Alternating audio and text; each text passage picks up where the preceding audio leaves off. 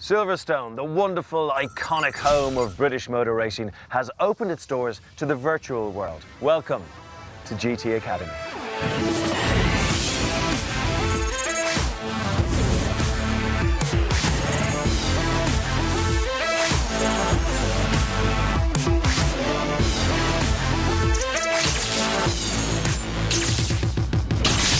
GT Academy, brought to you by Nissan and PlayStation 3.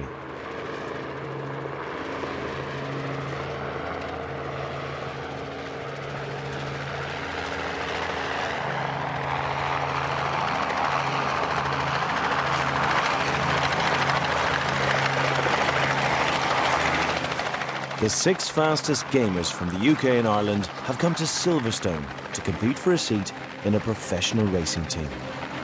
Unbeatable in front of a screen, for their driving dreams to be realised, they've got to translate those skills to the track. Hi guys, welcome to GT Academy. They have a week to prove that they've got what it takes to race for real in the Dubai 24-hour endurance race. If you make the grade, this next week will be the hardest of your life. This is where it all starts now, okay? So get ready, get your race suits on and let's get going. It's become a reality for them. Yesterday they were just gamers, today they're drivers. This is a unique driver selection process, and I've been invited to the home of British motor racing to witness it firsthand. It's a hugely difficult challenge which attracted almost 1 million entrants from Europe. They first battled in online time trials. Their goal, the national finals. Only the fastest made it here to race camp, where they'll be put through the most demanding physical and mental challenges of their lives. The virtual world is over. Reality is ready to bite. The back end's just snapping around all the time. Come on, fix the thing. Former Formula 1 driver and winner of the British Grand Prix, Johnny Herbert, and endurance racing specialist Rob Barth have the tough choice of selecting just one driver. We're looking for someone who's going to be fast, we're going to be looking for someone who's going to be consistent, but we're also going to be looking for someone who is physically fit enough. And I'm looking for somebody who I'd be happy to hand my car over to at a pit stop in one of the world's leading endurance races. Bit of a danger of implosion there, maybe. We'll keep our eye on it. At the end of the week, their choice will go head-to-head in a race against the fastest gamers from Europe. There's a challenge for second place, and there's a little bit of contact there. That's going to cost him time. Oh, he's got a tank slapper on! The winner of which will earn the driving seat at the Dubai 24 Hours. GT Academy now is a genuine opportunity for somebody to fast-track and enter top-class world motor racing in one jump. Right, Rob, Johnny, 6 guys who previously have only raced on their PlayStations. You're going to turn them into racing drivers. What an easy few days you have in store here. I think it's going to be interesting how these guys will adapt from that sort of virtual world to the reality, and it's something that's not going to be easy. They're doing it from something that's basically done just on site to something where there are senses going on all around them all the time. What makes these guys potentially better drivers just from gaming?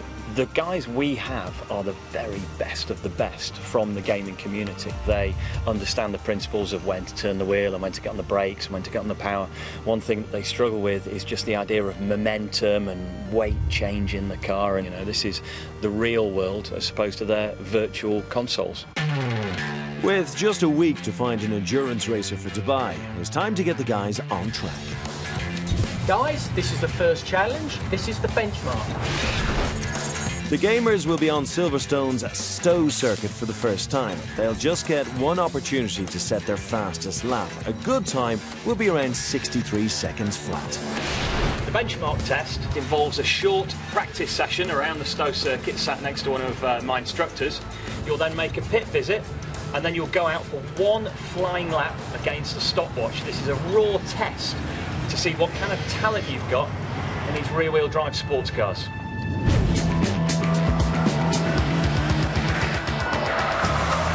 This is the first time, for most of them, they've ever been on a race circuit in a car. What is the test?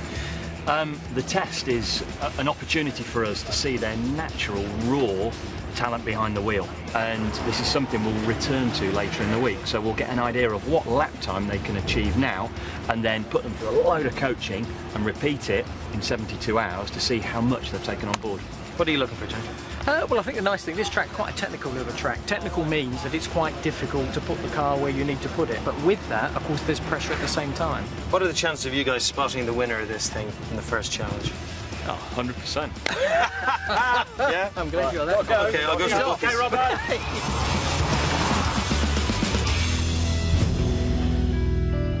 The gamers are looking nervous.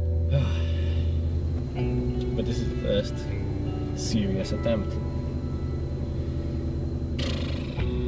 I'm István Demes, 21 years old. I'm a student from Colchester. Originally, I'm from Hungary, but my whole family moved to the UK a few months ago.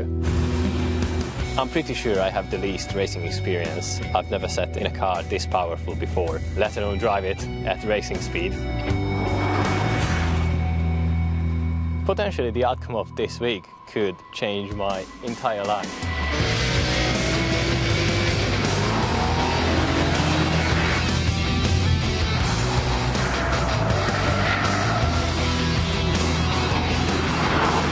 You're probably doing too much with the gears. It does smell like clutch. István is a full 3 seconds off the pace.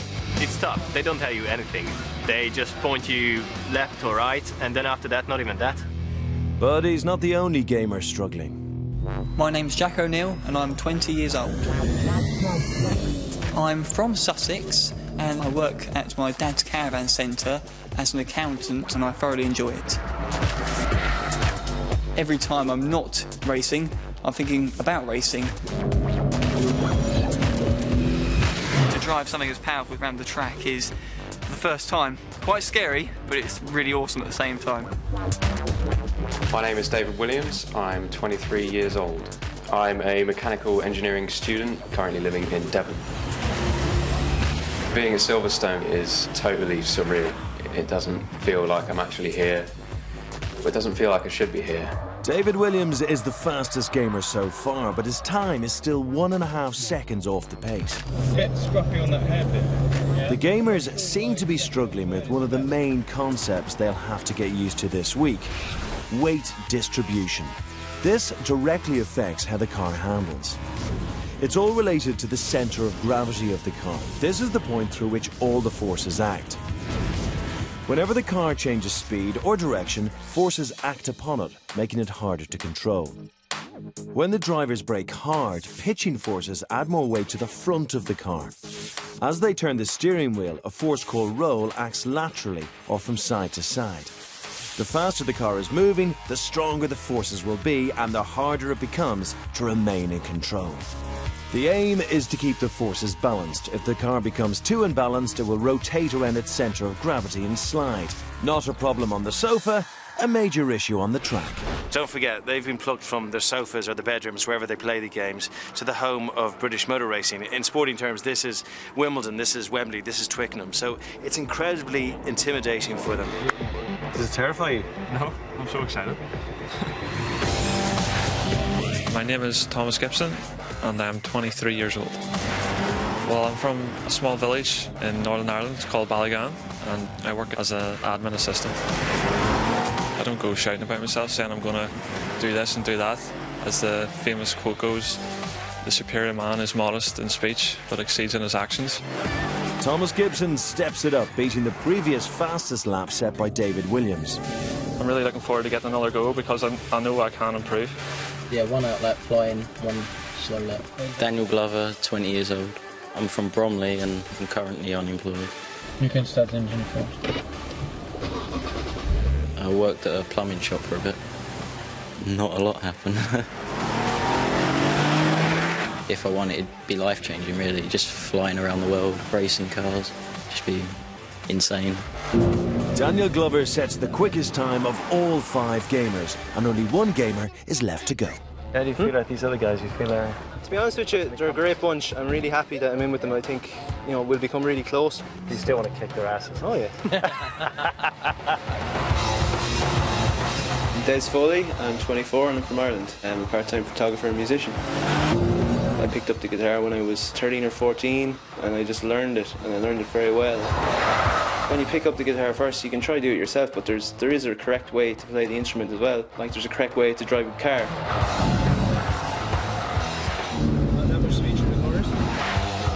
I always had the dream for motorsport in the background. It's an opportunity that very few people get, you know, only those with a silver spoon.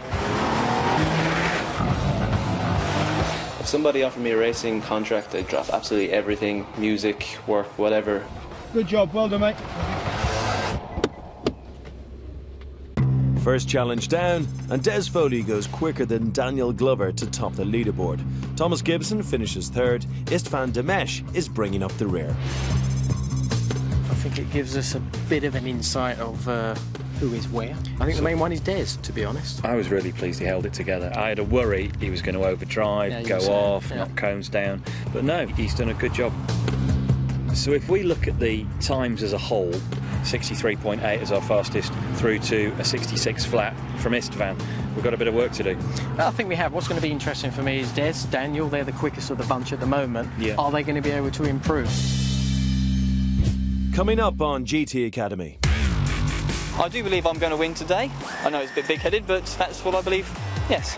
The gamers face their first head-to-head race. Oh, they're tipping already. Get in there, son. GT Academy, brought to you by Nissan and PlayStation 3. GT Academy, brought to you by Nissan and PlayStation 3. The 6 fastest virtual racers from the UK and Ireland are competing for the life-changing opportunity of racing for real at the Dubai 24 Hours. Yesterday they were just gamers, today they're drivers. I've been given a backstage pass to race camp to witness the unique driver selection process, and it seems the gamers are still adjusting to their surroundings. It's so cool if you think about it. I mean, it only hit me afterwards. When I was driving around the international circuit, it was like, yeah, I'm driving and doing a lap. But, you know, there was a British Grand Prix held here a few weeks ago. I looked out the window and it's Silverstone. It's practically 50 meters and it's the track itself. It's funny, you don't think about it when you're doing it. You just have to focus on what you have to do. Focus on the task at hand.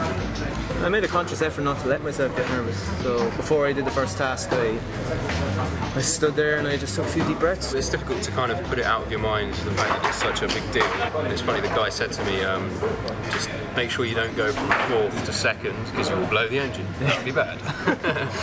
And that kind of gives you a reality check and you're like, okay. Yeah, I never said that. The judges have just a week to find a driver for Dubai, so they decamp from Silverstone and decide to get back to basics for the next challenge.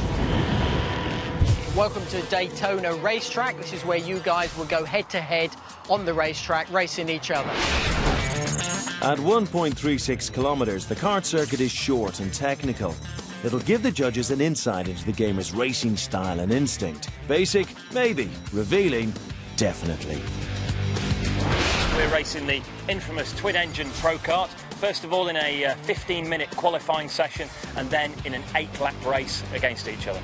Now, this is where we cut our teeth when we started racing. Professional racing drivers, 99% of them started here. So we're going to see what driving skills you've got. Jack O'Neill's morning didn't go quite to plan, so now he needs something special.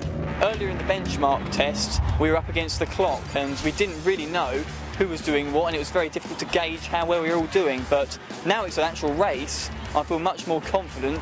I do believe I'm going to win today. I know it's a bit big-headed, but that's what I believe.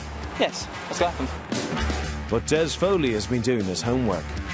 I prepared for this by looking up some videos on YouTube of guys going around doing the lap in a race. I found a video that was about an hour long and it was a 50-minute race, so it was good to watch it again and again and get lines into my head. As the guys got to grips with qualifying, Rob and Johnny gave me the lowdown on the challenge. Karting is the purest form of motorsport. Very simple.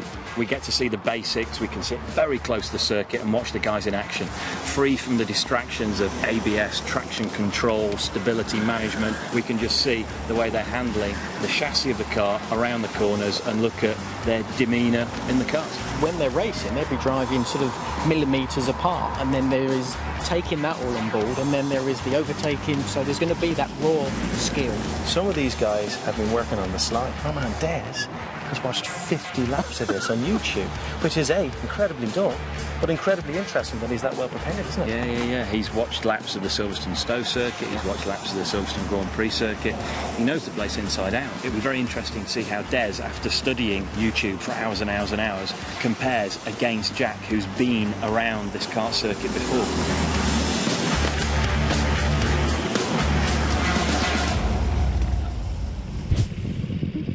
Jack gets the fastest time in qualifying and earns pole position for the race.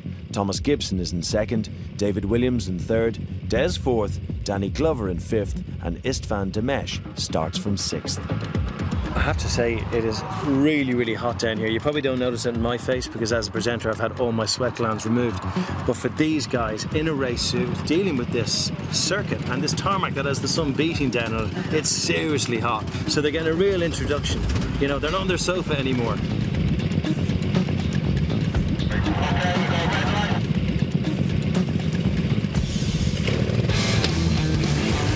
Oh, they're tipping already. Get in there, son. Straight into the first corner, David Williams gets rammed onto the verge by Thomas Gibson.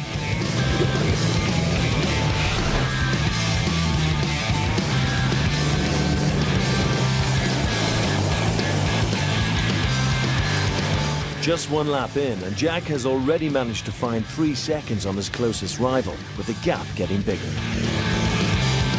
It's interesting, Jack took a really tight line going in there really nicely. He was far right and then cut in on the apex. He actually knows what he's doing. I do believe I'm going to win today. I know it's a bit big-headed.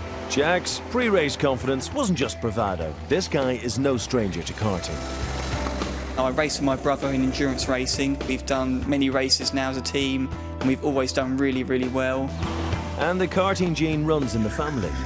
My dad's been a big inspiration for me in general life, in motorsport sense as well. When I was a lot younger, he used to race a lot with the kart team, and he was very successful at what he did. Oh, if I was going to be as good as him, I'd be really happy. Awesome, man. If I was to win the GT Academy, it would have a big effect on my family. It's probably the thing I'm most worried about, above all things. Somebody has to win the competition at the end of the day, and if it was me, I guess we've just got to take every stage as it comes and think about what happens in the future. Jack's calculated approach to the circuit has seen him pull away even further. The simplicity of karting allows the gamers to really express their racing styles. Most of the guys will fall into 2 broad categories. Firstly, the instinctive or natural driver. This kind of person reacts to situations changing around them. They constantly look to gain an advantage through their superior natural feel for the car and quickly adapt when conditions change. They will take more risks overtaking and weaving through traffic with explosive driving at the very limits of the car's performance. Think Lewis Hamilton, Michael Schumacher, or the great Ayrton Senna. The polar opposite is the scientific or learned driver. They take a more strategic approach, studying every aspect of racing from the car to circuit to fellow competitors. They meticulously plan their race in their head, calculating every bend, braking point, lap time and pit stop. Think Damon Hill, Sebastian Vettel, and the man dubbed the Professor, Mr. Alain Prost. Both styles are successful, and our judges will be looking to develop each driver according to his personality. Jack has now established a comfortable lead, but behind him, it's starting to hot up. Oh, it's scrap! Oh, that's great stuff, boys. So David Williams and Tom Gibson. Oh, okay. Absolutely tooth and nail. Oh, this is great.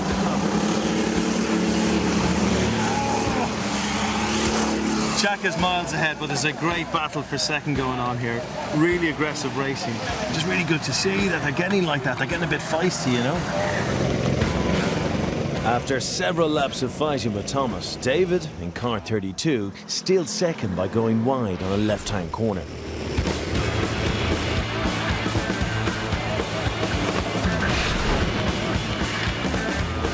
The two who were best in the 370s are 4th and 5th. Yeah. Way back in 4th, Dez's early hopes of a podium are slipping away. It's interesting, I thought Des was going to do better here. He's watched 50 laps of this on YouTube. And certainly going through all that pain and it not paying off is going to hurt that boy. Des is going to struggle here. He's 6'1". I don't know how much he weighs. Yeah. He's going to be a little bit loose, I would guess, at the back. But Istvan weighs as much as an empty packet of crisps, though, and he's yes, massively lagging behind. Into the final lap, and Jack has increased his lead even further. All right, boys, are we enjoying the Jack O'Neill show? Yeah, he was really consistent. In car, O'Neill struggled, excuses, inconsistent, but he's been really quite quick this evening and dead consistent. So hopefully this might spur him on. Yeah, draw something out of him tomorrow when we put him back in the car. Jack eventually crosses the line a full 8 seconds in front of second place David Williams. With Thomas Gibson in third, Des finishes fourth, with Danny Glover in fifth. Istvan finishes at the foot of the table. Post-race, the gamers may be smiling, but some have showed their will to win. We're all kind of both driving for the same piece of tarmac, so I had to kind of mount the curb on the inside.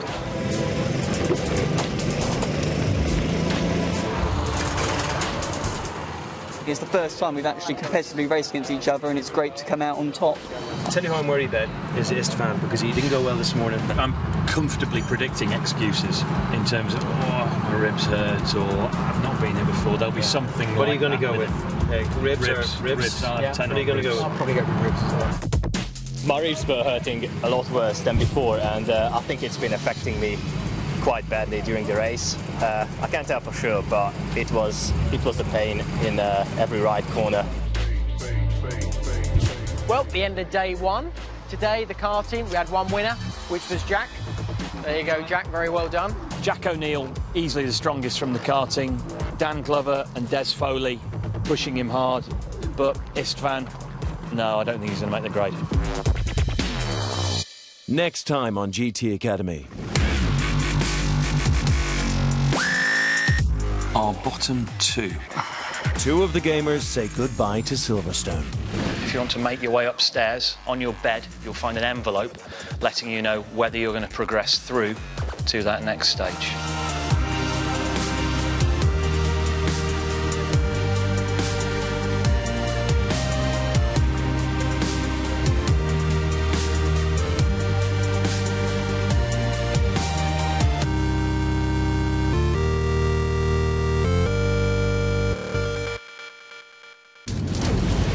GT Academy, brought to you by Nissan and PlayStation 3.